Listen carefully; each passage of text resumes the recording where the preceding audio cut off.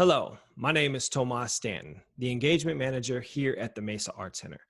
And one of the things our team has decided that is very important during this COVID 19 pandemic is that we continue to find ways to connect with our community, to engage with our community, and most importantly, to be creative.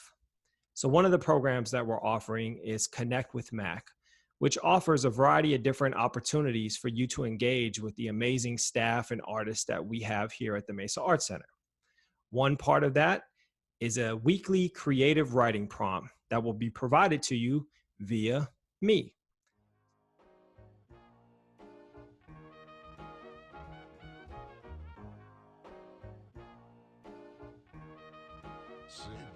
The most important thing to remember about these writing prompts is they're designed to meet you where you are. You don't have to be a professional writer or even an aspiring writer to be able to engage with them.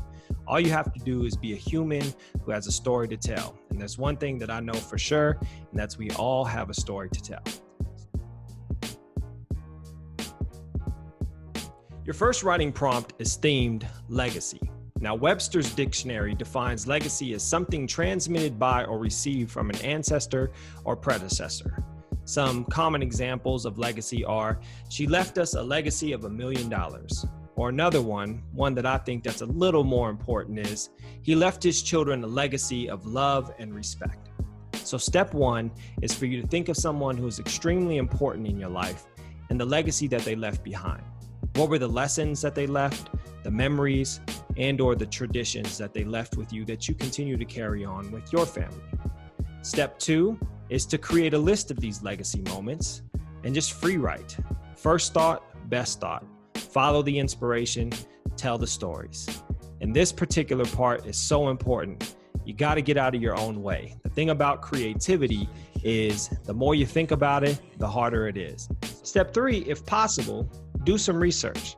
Connect with other family members. Talk about their shared memories with this individual. Look at old pictures, right? Take these moments and just continue to go down memories lane. Maybe these research moments allow for a new thought to become clearer, or something that you may be missing in the first draft of this poem. So step three, do some research. And then step four, take that research, take your first draft and write a second draft. All right, there you have it. You have the steps, you have the prompt, be well, have fun, take some risks, tell your story, and enjoy yourself. And if you wish to share your story with us here at the MAC, you can send them to engagement@mesaartcenter.com, or if you use social media, you can post them on your social media pages and hashtag Connect with Mac. But before I send you on your way, it's so important that I share a story with you about a legacy moment for me.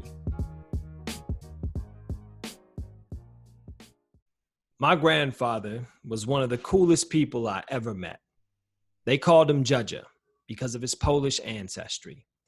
He was a hard-knuckle, Army War veteran, a baker by trade, a Frank Sinatra type who always did things his way. Once, he quit a job because they wouldn't give him a smoke break. My grandfather, old school before it was old school, taught me the ways of chivalry through his actions. My grandmother never touched a door when in his presence.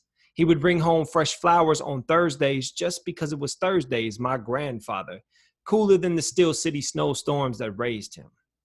Cooler than the pack of menthols he kept in his front shirt pocket on Saturday mornings. We would hop in his '89 Cadillac Brougham on the hunt for yard sales. Old blue eyes blazing through the speakers, lit cigarette hanging from his lip, front window cracked just enough for him to flick the ashes of his cools. When we would arrive at our destination, he would hand me $5, then break down the principles of exchange. He would say, "Sunshine, find something that you really like. Then negotiate for the price that you want, but never spend your whole check. Always keep a little cash in your front pocket and a little tucked under your mattress." My grandfather, old school by default, always did things his way. When I was 16, the doctors told him he was developing the onsets of emphysema, and that if he didn't put the cools away, that his lungs would eventually cool down for good. For the next 6 months, we watched him stubbornly sneak smoke breaks behind my grandmother's back until his lungs no longer had the capacity to rise on their own. The next memories that I have is with he and I sitting together on his favorite sofa, his hand trembling in mine. the melodic humming of the oxygen machine blending with the breath trying to break free from his lungs, and the theme song to his favorite television show, MASH. He loved that show. Said it reminded him of Korea, the glory days where he served as a major in the U.S. Cavalry. His picture still hangs above my mantle. My grandfather, shirtless, riding backwards on his stallion, lit cigarette hanging from his lips. My grandmother always called him a show-off. I still find moments of laughter in the tall tales he used to love to spin every time company came to visit.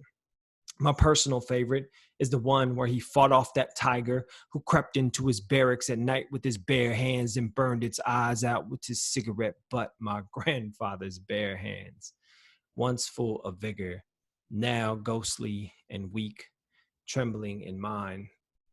That was the last time we spent time together. For his funeral, he only had 2 wishes.